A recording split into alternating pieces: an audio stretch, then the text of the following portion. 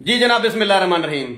आज मैं आपकी मुलाकात करवाने लगा हूं उस शाहकार से जिसके बगैर जनानी को तलाक नहीं हो सकती। जज भावे जितनी वारी डिग्री कर देवे, खामद भावे 3 वारी क्या भावे 303 दफा आग देवे, सेक्रेटरी यूनियन कौंसिल लाले सैफल के बगैर जनानी को तलाक नहीं थी। अगर ई मुअस्सर सर्टिफिकेट नहीं दिता तो पिछला पाए उठी पे जनानी अंदर उदा यार अंदर लाला पर अजमत को सलाम है।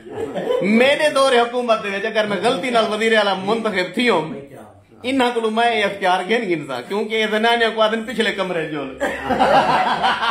ते को तलाक ही में नहीं थी एन गैन थी सी वाल को मुअस्सर सर्टिफिकेट मिल सी। सारे पाकिस्तान एक कानून है भी जब तक मुअस्सर सर्टिफिकेट ना देवन उमल तक माई को तलाक नहीं थी। इतना जज ही फेल है, इतना खामन का इस्लाम ही फेल है।